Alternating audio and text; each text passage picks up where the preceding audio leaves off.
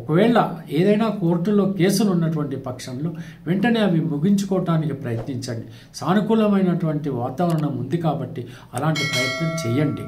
ఇకపోతే ఏవైనా legal complications ఉన్నట్టయితే సాధ్యమైనంత వరకు out of the court decide చేసుకోవడానికి ప్రయత్నించండి.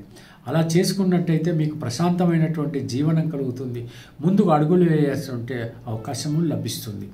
ఇంకా మరో విషయం ఏంటంటే ముఖ్యంగా ఈ యొక్క పబ్లిషర్స్ ఎవరైతే ఉంటారో, రైటర్స్ ఎవరైతే ఉంటారో వీళ్ళకు అద్భుతమైనటువంటి కాలం. జర్నలిస్ట్కి బాగుంటుంది, మీడియా రంగం వాళ్ళకి బాగుంటుంది. వీళ్ళందరూ కూడా అద్భుతమైనటువంటి రీతుల్లో వాళ్ళ కార్యక్రమాలు సాగిస్తారు, మన్ననలను పొందుతారు, ఆర్థిక పరిస్థితులుగా మెరుగుపడతాయి. కావలసినటువంటి వస్తువులు ఇంటికి కొనుక్కుంటారు. అనవసరమైనటువంటి వస్తు సేకరణ మాత్రం చేయకండి. సాధ్యమైనంత వరకు ఇంట్లో మీరు ఒక మితంగా ఉండి సేవింగ్స్ చేసుకోవడానికి ప్రయత్నించండి. రేపటి రోజున ఏదైనా కష్టకాలం వస్తే ఎదుర్కొనేటువంటి పరిస్థితి మీకు ఈజీగా ఉండాలి. ఆ విషయంలో మీరు మాత్రం అప్రమత్తంగా ఉండాల్సిందే.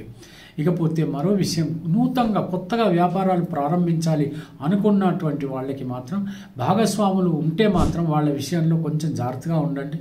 వాళ్ళు మీకు సరిగ్గా మీ ఇద్దరి మధ్యన కరెక్ట్గా సరిపోతుందా, ఇద్దరికీ ఆ వ్యాపారం సరిగ్గా ఉంటుందా, ఈ విషయాలన్నీ కూలంకషంగా చూసుకోండి. జ్యోతిష శాస్త్రరీత్యా, వ్యాపార రీత్యా ఆ రకంగా చూసుకొని మాత్రం మంచి శుభముహూర్తాన వ్యాపారాన్ని ప్రారంభించండి. అప్పుడే మీకు కావలసినటువంటి లాభాలు, ఆ తర్వాత మీ యొక్క వ్యాపారం డెవలప్ అవ్వడం ఇవన్నీ కూడా జరుగుతాయి. లేకపోతే తొందరలోనే మీరు విడిపోవడం, గొడవలు పడటం, అనేకమైనటువంటి చిక్కులు ఎదుర్కొని రావటం ఇలాంటివన్నీ కూడా కలుగుతాయి. అటువంటి పరిస్థితులు రాకుండానే మీరు ముందే జాగ్రత్త పడాలి. ఆ రకంగా మీరు ప్రయాణాలు చేయండి.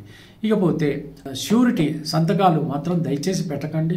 అనవసరంగా లీగల్ మ్యాటర్స్లో ఇరుక్కునేటువంటి అవకాశాలు కనపడుతున్నాయి. మీ వెంటనే మిమ్మల్ని దెబ్బతీసే వాళ్ళు ఉన్నారని చెప్పి మీరు గమనిస్తూ ఉండాలి.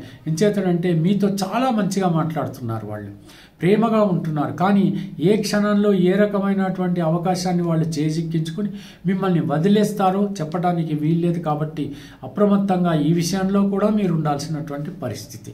ఇవాళ బాగుంది, రేపు బాగుంటుందని ఏంటి గ్యారంటీ? కాబట్టి మీరు ఎంత జాగ్రత్తగా ఉంటే మీకు అంత మంచిది అనేటువంటి విషయం మీరు తెలుసుకోవాలి.